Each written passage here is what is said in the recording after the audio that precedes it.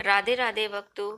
आज हम करेंगे वैशाख मास महात्म का 15वां अध्याय। तो चलिए शुरू करते हैं।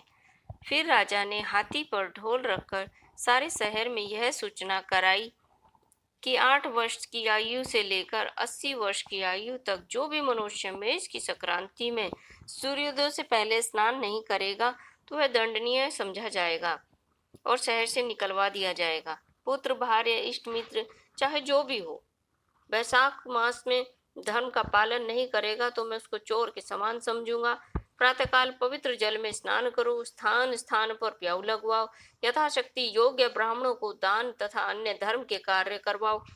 प्रत्येक गांव में एक एक उपदेश करने विद्वान ब्राह्मण नियुक्त कर दिया तथा 5 गांवों पर एक अधिकारी। इसी प्रकार धर्महीनों को दंड देने के लिए 10-10 सवार नियत कर दिए गए। इस प्रकार चक्रवर्ती राजा के शासन में यह धर्म वृक्ष सारे देश में विस्तार पूर्वक फैल गया। इस राजा में सब कुछ विधि विधान से किया। इस राज्य में जो भी पापी मर जाते थे वे सभी वैकुंठ को प्राप्त होते थे। वैशाख मास में एक बार स्नान करने से पापों से मुक्त होकर कोई भी प्राणी यमपुरी को नहीं जाता था। इस कारण उस सूर्यवंशी राजा ने यम के सब लेखों को ही मिटा दिया। मनुष्य के जो भी पुराने कर्म थे सबका नाश हो गया। बेचारे चित्रगुप्त तो लिखने के लिए उनके पास कुछ भी बचा ही नहीं, सब तो नरक खाली हो गया। एक समय जब नारद जी ने धर्मराज के पास जाकर कहने लगे कि हे राजन, नरक में पहले से ही हाहाकार के जो शब्द सुने जाते थे वो अब सुनाई नहीं देते हैं, क्या बात है?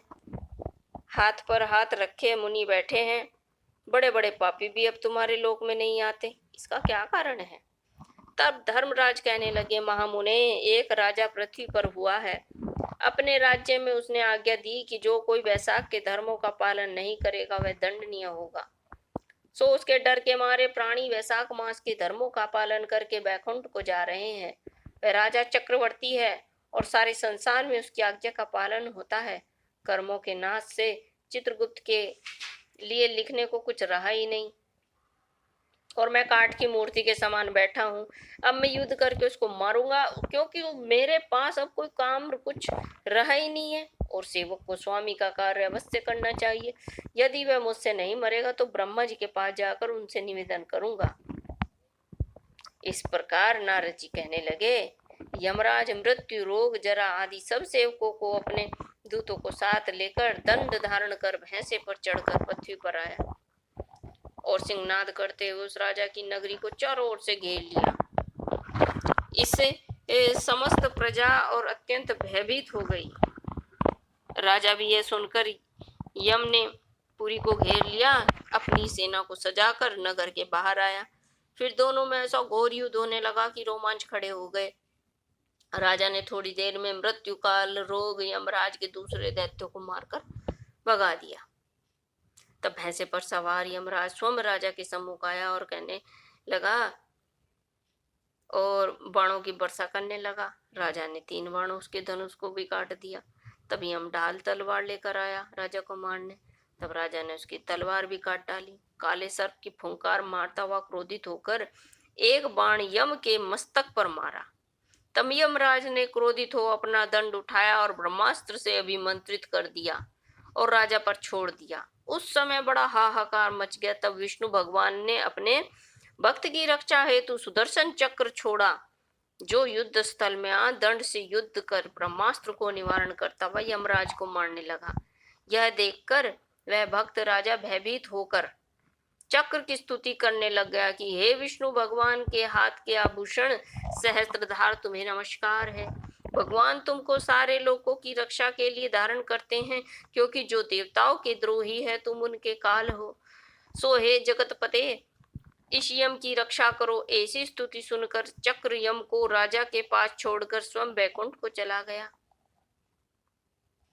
फिर यम उदासीन होकर ब्रह्मलोक में ब्रह्मा जी के पास गया।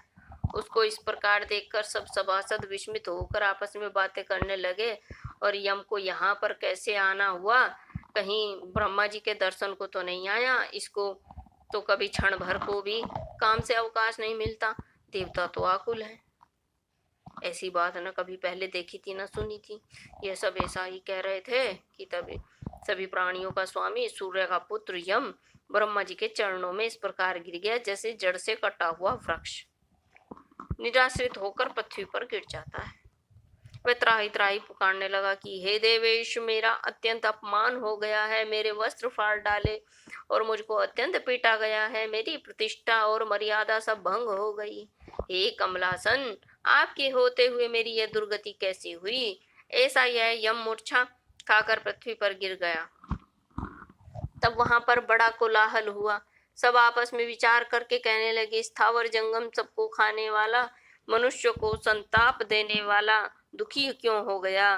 तब पवन ने आकर ब्रह्मा जी की आज्ञा के अनुसार सबकी वाणी रोक दी और अपनी विशाल भुजाओं से यम को उठाया। फिर समस्त संसार में विचरण वाले उदार बुद्धि उसे आसन पर बिठाकर कहने लगा कि किसने तेरा अपमान किया? तुमको तुम्हारे स्थान से निकाल दिया? तुम्हारे वस्त्र और बही खाते किसने फाड़ डाले? सो सब वृत्तांत तुम ब्रह्मा जी के सम्मुख कहो। जो सबके पितामह हैं वे तुम्हारे दुख दूर कर देंगे। जब यम ने पवन के ऐसे वचन सुने तो यमराज ब्रह्मा जी के मुख की तरफ देखकर अत्यंत दीन स्वर में सत्यता पूर्वक सब बातें कहने लग गए। बोलो विष्णु भगवान की जय। बोलो श्री कृष्ण भगवान की जय।